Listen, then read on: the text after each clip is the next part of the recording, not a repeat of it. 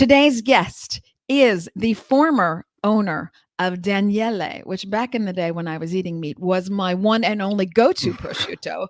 Daniele is the best in class, if you will. If you are interested in that kind of thing, which back in the day I was. Davide, let's hope I get this right. Davide Dukcevich, thank you for being on the Plant-Based Business Hour today. Okay, so you obviously from a meat eating, loving business family, you sell in 2019. Now, among many other things, you're investing, and one of them is cultivated meat. Can you tell me why you're investing in cultivated meat and the other things you're investing in? Yeah, so we sold the company in 2019. 2020, of course, was COVID, and me and my wife, and we've got 3 little kids. We decided to, the year after the sale, to spend a year in Europe, and drop the kids off at school, and I would just go hiking on these beautiful trails in the mountains, and I'd listen to a lot of podcasts.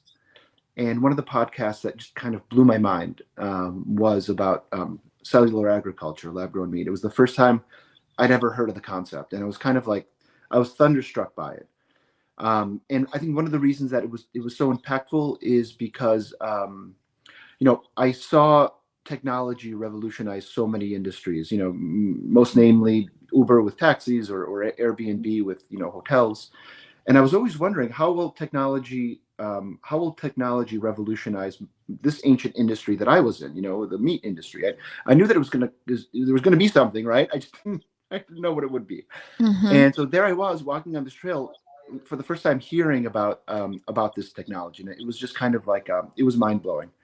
And like I guess everybody else who hears about this technology for the first time, and is excited about it, the ramifications of it are just so exceptional, especially Elysabeth, for someone like me who's sadly, my family was using hundreds of millions of hogs a year, to make our products. So I felt like it would be such a nice, such a great technology to commercialize. I remember growing up as a kid. There was a famous movie called Babe. Remember, with a piglet? Oh, yes, James Cromwell, whom I've interviewed, who's been on this show, and the famous line is, "That'll do, pig." Yes, I know it well. And I couldn't bring myself to watch the movie. I'd get 10 minutes in, and it was so heartbreaking because of my family's line of work. It looked like such a beautiful movie, and it was so up my wheelhouse. And I grew up loving animals, and even when I would go see the hog farms, whatever, it was always sort of like I always had this special sort of connection to the animals.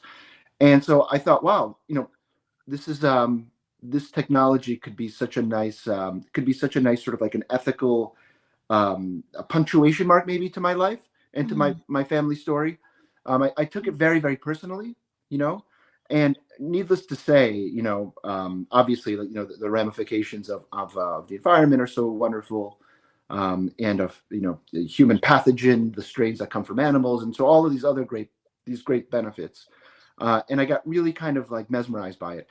And I went home from that walk, and I did all this research, and I learned that my alma mater, I went to Tufts University in Medford, Massachusetts. So it turned out that Tufts, bizarrely, was at the forefront of this study.